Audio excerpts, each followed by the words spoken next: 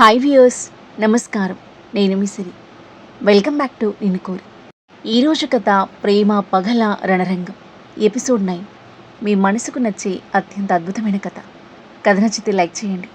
ఈ కథ ఇప్పటి వరకు మీకు ఎలా అనిపించిందో మీ అభిప్రాయాన్ని తప్పకుండా కామెంట్ చేయండి. ఇక కథలోకి వెళ్తే, దేవా ప్రీష బెడ్కి దగ్గర అవుతున్నా కొద్దీ ప్రతి అడుగుతూ అతని గుండె చప్పుడు మరింత వేగంగా వినిపిస్తుంది. ఎందుకో ఇంతవరకు ఎప్పుడూ అనుభవించని ఒక తెలియని ఆందోళన అతని చుట్టుముట్టింది.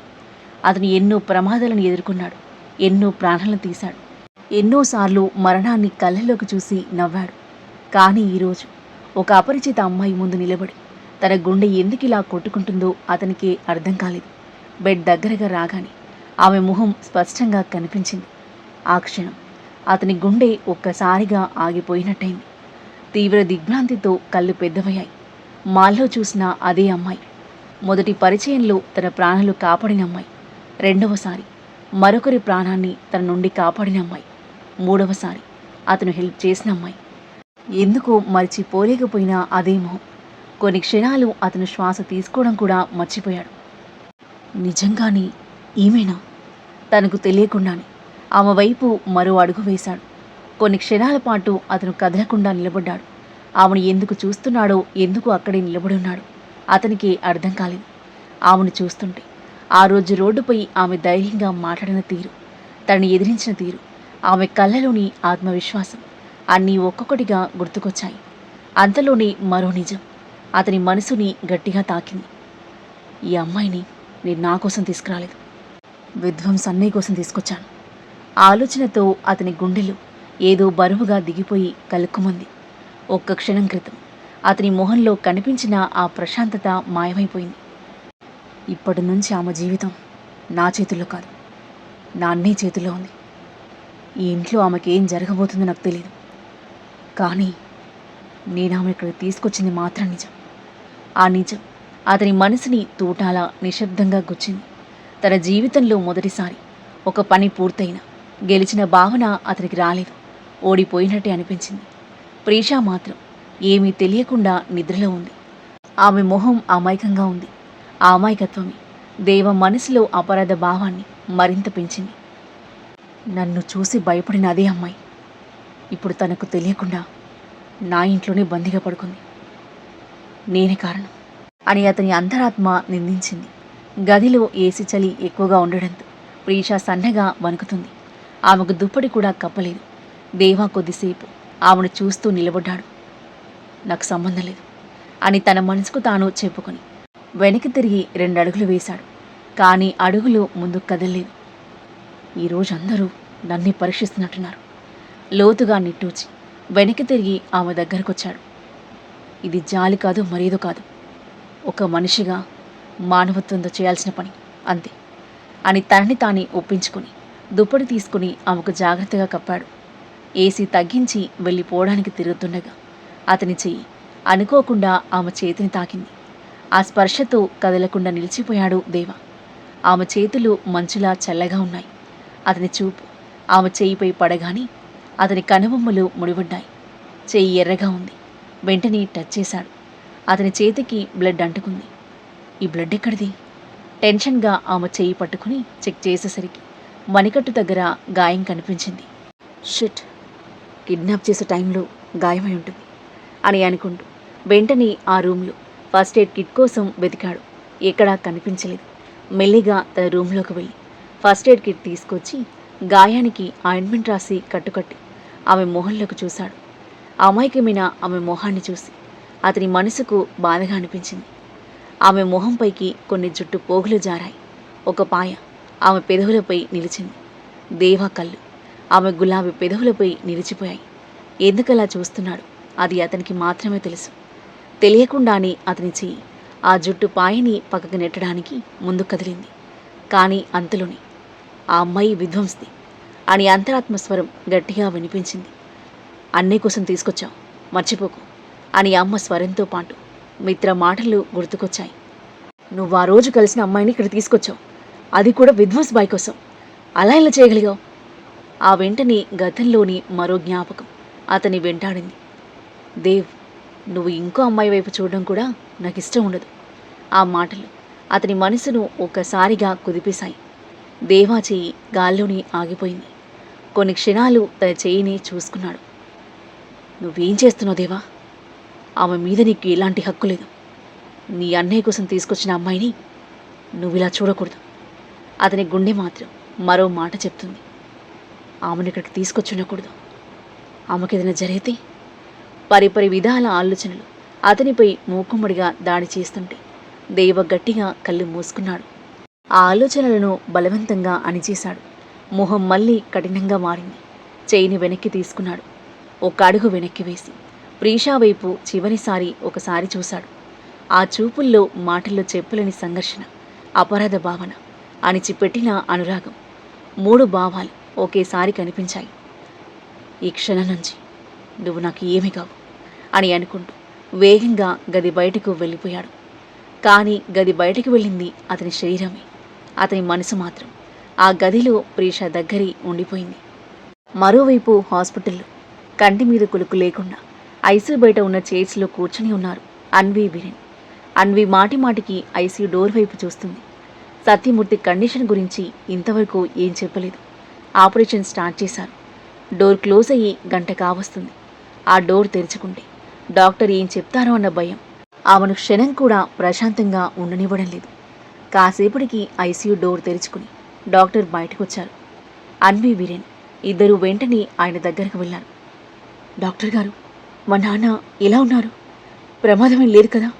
నేను ఒకసారి ఆయన్ని చూడొచ్చా? ప్లీజ్ ఒక్కసారి. వణుకుతున్న గొంతుతో ఏడుస్తూ అడిగింది అన్వి. డాక్టర్ ప్రశాంతంగా అన్వి వైపు చూసి, ముందు మీరు కాస్త ప్రశాంతంగా ఉండండి అని వీరేన్ వైపు తిరిగి, మిస్టర్ వీరేన్, మీరు నాతో పాటు రండి, నా క్యాబిన్లో మాట్లాడుకుందాం అని చెప్పాడు. ఆ మాటలకు అన్వి గుండెల్లో మళ్ళీ భయం మొదలైంది. ఎందుకు డాక్టర్ గారు? ఏమైనా సీరియస్గా ఉందా? ప్లీజ్ నాకు నిజం చెప్పండి. ప్రస్తుతం ఆయన పరిస్థితి స్టేబుల్గానే ఉంది, కానీ కొన్ని ముఖ్యమైన టెస్టులు చేస్తున్నాం. వాటి రిపోర్ట్స్ వచ్చిన తర్వాతే పూర్తి వివరంగా చెప్పగలం. ఆ మాటలు విన్న అన్వి కొద్దిగా ఊపిరి పీల్చుకుంది.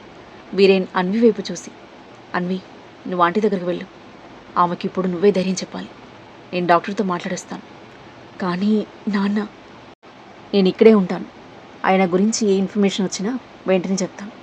అన్వి చిన్నగా తల ఊపి నాన్న దగ్గరికి వెళ్ళింది. బెడ్ మీద నిశ్చలంగా పడుకుని ఉన్నాడు సత్యమూర్తి. చుట్టూ మానిటర్లు, మెడికల్ ఎక్విప్మెంట్స్. అతనలా చూసి ఆమె గుండె బరువెక్కింది. దుఃఖం పొంగుకురాగా తనని తాను అతి కష్టంగా కంట్రోల్ చేసుకుని సుమిత్ర వార్డ్ దగ్గరికి వెళ్ళింది. వార్డులోకి అడుగు పెట్టగానే సుమిత్ర బెడ్పై నిస్సత్తువగా పడుకుని కనిపించింది. అన్వి మెల్లగా దగ్గరికి వెళ్ళి ఆమె చేతిని తన చేతిలోకి తీసుకుంది. అమ్మా, అన్వి స్వరం విని సుమిత్ర నెమ్మదిగా కళ్ళు తెరిచింది. చుట్టూ ఒకసారి చూసి, నాన్న ఎలా ఉన్నారు? డాక్టర్ ఏమన్నారు? ఆత్రంగా అడిగింది. నాన్న కండిషన్ ఇప్పుడు నిలకడగానే ఉందని చెప్పారమ్మ డాక్టర్. ఆ మాట విని ఆమె గుండెల్లో భయం కాస్త తగ్గింది. రీషా ఎక్కడుంది? వచ్చిందా అని అడిగింది ఆందోళనగా చూస్తూ. ఆ ప్రశ్నతో అన్వి కళ్ళలు మళ్ళీ కన్నీళ్లు నిండిపోయాయి. తనని తాను కంట్రోల్ చేసుకుంటూ బలవంతంగా నవ్వి, అమ్మా, ముందు నువ్వు మంచిగా మెడిసిన్ వేసుకుని త్వరగా కోలుకోవాలి. నేను అడిగింది అది కాదు. ప్రీష ఎక్కడుందనివి? అమ్మా, అక్క, ఏం చెప్పాలో అర్థం కాక తల వంచుకుంది. అన్వి, నా ప్రీష ఎక్కడుంది? సుమిత్ర ఒక్కసారిగా బెడ్ మీద నుండి లేచేందుకు ప్రయత్నిస్తూ గట్టిగా అరిచింది. ఆమె ఆవేదనతో కూడిన స్వరం విన్న అన్వి ఉలిక్కిపడింది. అప్పుడే వీరేన్ వార్డులోకి వచ్చాడు.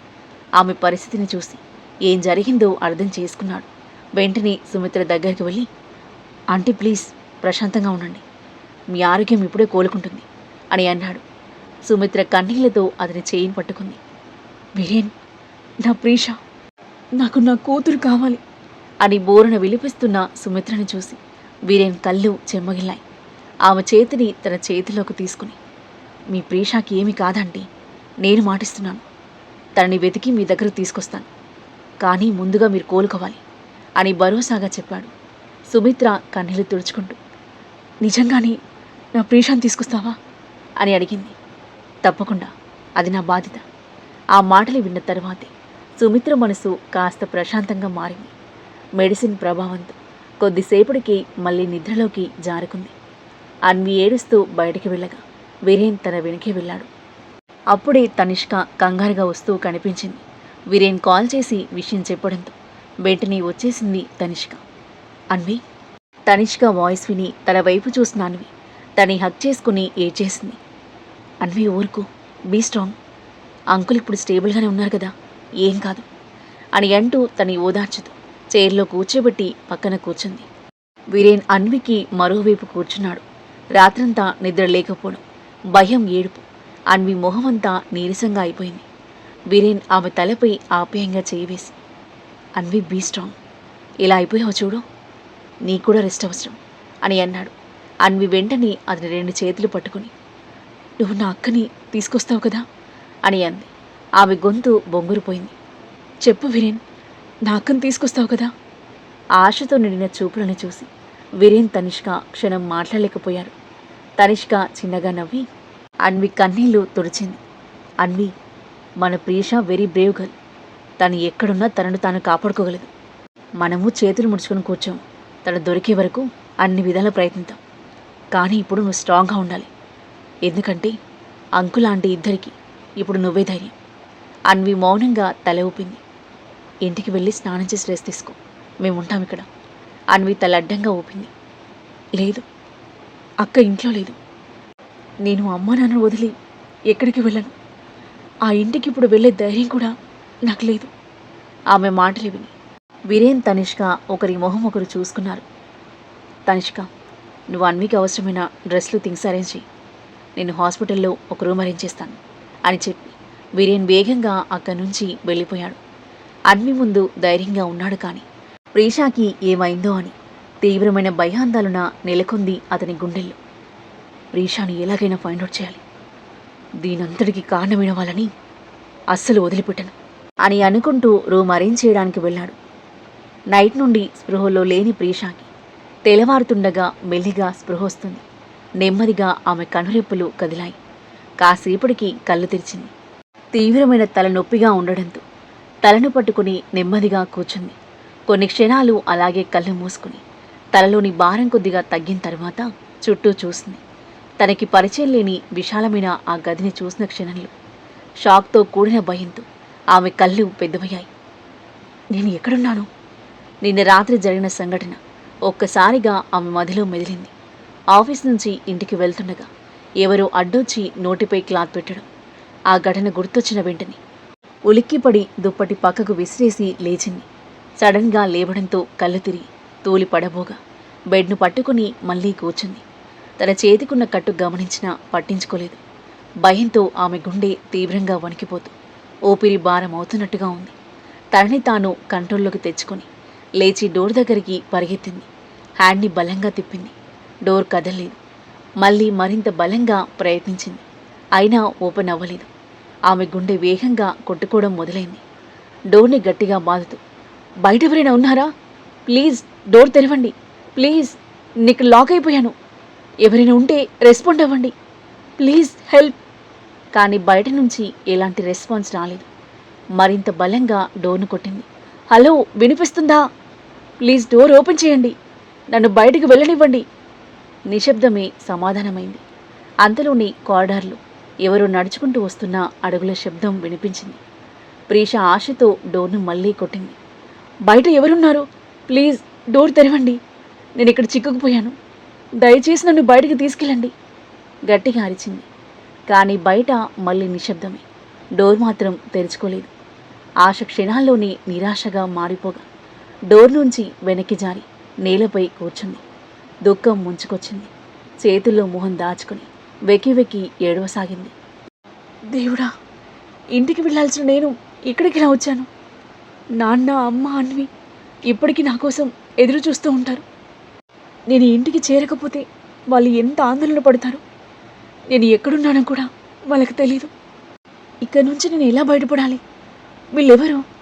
నన్నెందుకు తీసుకొచ్చారు? నాతో వాళ్ళకేం పని? ప్రతి ప్రశ్నతో ఆమె గుండెలోని భయం, దుఃఖం మరింత పెరుగుతుంది. సమాధానం చెప్పేవారు మాత్రం ఎవరూ లేరు. అదే సమయంలో హాస్పిటల్లో అన్వి సుమిత్ర దగ్గర ఉండగా వీరేన్, తనిష్క వార్డ్ బయటున్నారు. కొద్దిసేపటి తరువాత అన్వి బయటకొచ్చింది. తనిష్క లేచి ఆమె దగ్గరికి వెళ్ళింది. అన్వి, ఇప్పుడు ఆంటీకి ఎలా ఉంది అని అడిగింది. ఇంకా అలాగే ఉంది. నాకేం చేయాలో అర్థం కావడం లేదు. తనిష్క ఆమె భుజంపై చేయి వేసి దగ్గరకు తీసుకుంది. Anvi, be strong. Uncle aunty ఇద్దరూ తప్పకుండా కోలుకుంటారు అని అంది. అన్వి మౌనంగా తల ఊపి విండో దగ్గర నిలబడి బయటికి చూస్తున్న వీరేన్ దగ్గరికి వెళ్ళింది. కొన్ని క్షణాలు అతని వైపు సైలెంట్గా చూసి డీప్ బ్రీత్ తీసుకుని, వీరేన్, నేను పోలీస్ స్టేషన్కి వెళ్ళాలి అని అంది. వీరేన్ తల తిప్పి ఆమె వైపు చూశాడు. ఇప్పుడేనా? అవును, స్థిరంగా అంది అన్వి. ఆమె కళ్ళలో భయం ఉన్న ఆ భయాన్ని మించిపోయే పట్టుదల కనిపిస్తుంది. అక్కను కనుక్కోవడానికి ఇంకా ఒక్క నిమిషం కూడా వృధా చేయకూడదు. ఆ నాగవల్లి మీద కేసు పెడతాను అని అంది. వీరేన్, తనిష్క ఇద్దరూ షాకింగ్గా ఆమె వైపు చూశారు. ఏమంటున్నావన్వి? నాగవల్లి మీదనా అని తనిష్క ఆందోళనగా అడిగింది. నా అక్కను కిడ్నాప్ చేసింది ఆమెనే అని నా బలమైన నమ్మకం. అన్వి కళ్ళల్లో కన్నీళ్ళు నిండాయి. అన్వి, నీ దగ్గర దానికి ఏమైనా ఆధారం ఉందా? వీరేన్ ప్రశాంతంగా అడిగాడు. అన్వి కాసేపు మౌనంగా ఉండి తల అడ్డంగా ఊపింది. ఆమె మా ఇంటికి వచ్చి బెదిరించింది, అంతే నాకు తెలుసు. అది అనుమానానికి కారణం కావచ్చు, కానీ ఎఫ్ఐఆర్ తర్వాత కేసు కోర్టుకు వెళ్తుంది. ఆధారాలు లేకుండా ముందుకు వెళ్తే, ఒకవేళ ప్రీష నిజంగానే వాళ్ళ దగ్గరుంటే వాళ్ళు అలర్ట్ అయ్యి ప్రీషాకి మరింత ప్రమాదం కలిగించే అవకాశం ఉంది. ఆ మాటలు విన్న అన్వి ఒక్కసారిగా వీరేన్ కాలర్ పట్టుకుని, అయితే నేనేం చేయాలి? నాకెక్కడుందో తెలియదు. నాన్న ఐసీయూలో ఉన్నారు. అమ్మ కళ్ళు తెరిచిన ప్రతిసారి అక్క గురించి అడుగుతుంది. నేనేం చేయలేకపోతున్నాను. మంచి చెల్లెల్ని కూడా కాలేకపోయాను అని ఏడుస్తూ ఉంది. ఆమె బాధను చూసి తనిష్క కళ్ళు చెమ్మగిల్లాయి. అన్విని హత్తుకుని ఓదార్చింది. వీరేన్ ఆమె ఏడుపు ఆగే వరకు ఏమీ మాట్లాడలేదు. కొద్దిసేపటి తర్వాత వాటర్ తాగించిన నిష్క, ధైర్యంగా ఉండన్వి అంది. వీరేన్ ఆలోచించి, మనం తొందరపడి మిస్టేక్ చేయకూడదు. ముందుగా ప్రీష నిజంగా ఎక్కడుందో తెలుసుకోవాలి. తను నాగవల్లి దగ్గరే ఉందో లేదో కన్ఫర్మ్ చేసుకోవాలి. వాళ్లకు అనుమానం రాకుండా జాగ్రత్తగా వెతికితే ప్రీషాను సేఫ్గా తీసుకురావచ్చు. వీరేన్ చెప్పింది కరెక్టే అనిపించింది ఇద్దరికి. మీరిద్దరిక్కడ అంకుల్ ఆంటీ దగ్గర ఉండండి, నేను ప్రీషాను వెతకడానికి వెళ్తాను అని వీరేన్ అంటుంటే, నువ్వొక్కడివే వద్దు, ఇట్స్ వెరీ డేంజరస్ అంది తనిష్క వెంటనే. ప్రీషా నా ఫ్రెండ్, తన కోసం నేను రిస్క్ తీసుకుంటాను అని అన్నాడు వీరేన్ స్థిరంగా. ప్రీషా నా ఫ్రెండ్ కూడా, నేను వస్తాను అని తనిష్క కూడా స్ట్రాంగ్గా చెప్పింది. ఆమె నా అక్క, నేను మీతో వస్తాను అని అన్వి కూడా ముందుకొచ్చింది. వీరేన్ తల అడ్డంగా ఊపాడు. నో, ఇది ఆట కాదు. మీ ఇద్దరి ప్రాణాలు కూడా ప్రమాదంలో పడతాయి. వీరేన్, ప్రీషా నీకెంత ముఖ్యమో నాకు తెలుసు, కానీ నువ్వు ఒక్కడివే వెళ్ళి ఇబ్బందులు పడితే నేను చూస్తూ సైలెంట్గా ఉండలేను. వీరేన్ ఆమె వైపు చూశాడు. అంతే అన్నట్టుగా అలాగే చూస్తుంది తనిష్క. ముందు అంకుల్ లాంటి సిచ్యువేషన్ ఏంటో తెలుసుకొని ఆ తర్వాత ఏం చేయాలో చూద్దాం అని చెప్పి వీరేన్ చైర్లో కూర్చోగా అన్వి, తనిష్క సాలోచనగా తలాడించి అతనితో పాటు కూర్చున్నారు. టైం 8 గంటలు. తాగిన మత్తులో పడుకున్న విధ్వంస్ డోర్ తట్టిన సౌండ్ పదే పదే వినిపిస్తుండడంతో కళ్ళు తెరిచి మెల్లిగా బెడ్ది తూలుతూ వెళ్ళి డోర్ ఓపెన్ చేశాడు. ఎదురుగా నాగవల్లి. ఇంకా నిద్రలేవలేదా అని అడిగింది. లేచేం చేయాలి? నా ఏంజిల్ని తీసుకొస్తానని మాటిచ్చి తీసుకురాకుండా వచ్చేశా అని అన్నాడు. నేను మాట తప్పే రకాన్ని కాదు నాన్న. నువ్వు ఎవరిని ప్రేమిస్తున్నావో, ఎవరి కోసం పిచ్చివాడవయ్యావో ఆ అమ్మాయిని నీ దగ్గర తీసుకొచ్చాను అంది సంతోషంగా. ఆ మాట విన్న క్షణంలో విధ్వంస్ శరీరం మొత్తం స్తంభించిపోయింది. మిగిలి ఉన్న మత్తు కూడా ఒక్కసారిగా దిగిపోయింది. అతని గుండె వేగంగా కొట్టుకోవడం మొదలైంది. అమ్మా, నా ఏంజెల్ నమ్మలిక అతని మాట తడబడుతుంది. నాగవల్లి చిరు నవ్వు నవ్వుతూ, అవును, నువ్వు అనుకున్నది నిజం. నీ ఏంజెల్ గురించే మాట్లాడుతున్నాను. నీకోసం అమ్మని ఇక్కడ తీసుకొచ్చాను. ఈ అంతస్తులో చివరి గదిలో ఉంది అని చూపించింది. విధ్వంస్ ఒక్క క్షణం కూడా ఆలస్యం చేయలేదు. దాదాపు పరిగెత్తుకుంటూ వెళ్ళిపోయాడు. వెళ్తున్న కొడుకుని చూసి సంతోషంగా నవ్వుకుంది నాగవల్లి. దాన్ని ఇక్కడికి తీసుకొచ్చింది నిన్ను సంతోషపెట్టడానికి మాత్రమే కాదు, నన్ను అవమానించిన ఆ అమ్మాయికి తగిన గుణపాఠం చెప్పడానికి కూడా. నాగవల్లిని ఎదిరిస్తే దాని ఫలితం ఏమిటో దానికి తెలియాలి అని అనుకుంటూ అక్కడి నుండి వెళ్ళిపోయింది. ప్రీషా ఉన్న రూమ్ దగ్గరికి వెళ్తున్న విధ్వంస్ మనసు మాత్రం పూర్తిగా మరో ప్రపంచంలో ఉంది. నా ఏంజిల్ నిజంగా నా దగ్గరుందా? నా ఇంట్లోనే ఉందా? ఇక నా ఏంజిల్ని నా జీవితంలో నుండి దూరంగా వెళ్ళనివ్వను. ఎప్పటికీ వెళ్ళనివ్వను. అతని గుండె వేగంగా కొట్టుకుంటుంది. అడుగులు వేగంగా పడుతున్నాయి. ఆనందం, ఆతృత, నమ్మలేని ఉత్సాహం అన్నీ ఒకేసారి అతని చుట్టుముట్టాయి. చివరికి ఆ గది ముందు ఆగాడు. ఒక లోతైన శ్వాస తీసుకుని వణుకుతున్న చేత్తో డోర్ని ఒక్కసారిగా ఓపెన్ చేశాడు. ఆ తర్వాత ఏం జరగబోతుంది? ప్రీషాని చూసి విధ్వంస్ రియాక్షన్ ఏంటి? విధ్వంస్ని చూసి ప్రీషా ఎలా రియాక్ట్ అవుతుంది? వాళ్ళ మధ్య సంభాషణ ఎలా సాగబోతుంది? విధ్వంస్ చేతికి చిక్కిన ప్రీషా పరిస్థితి ఏంటి? ప్రీషా పట్ల దేవ మనసు మారుతుందా? అన్నదమ్ముల మధ్య రణరంగం మొదలవుతుందా? వీరేన్, అన్వి, తనిష్క ప్రీషాని వెతుక్కుంటూ వస్తారా? ఈ కథ ఏ మలుపు తీసుకోబోతుంది? అద్భుతమైన కథనంతో, ఊహ కందని మలుపులతో ఎంతో ఆసక్తికరంగా సాగి ఈ కథ యొక్క నెక్స్ట్ ఎపిసోడ్ కోసం మన నెక్స్ట్ వీడియో చూడండి. కథ నచ్చితే లైక్ చేయండి. ఈ కథపై మీ అభిప్రాయాన్ని తప్పకుండా కామెంట్ చేయండి. ఇంకా ఇలాంటి ఇంట్రెస్టింగ్ స్టోరీస్ కోసం మన ఛానల్ని సబ్స్క్రైబ్ చేయండి. Thank you for listening.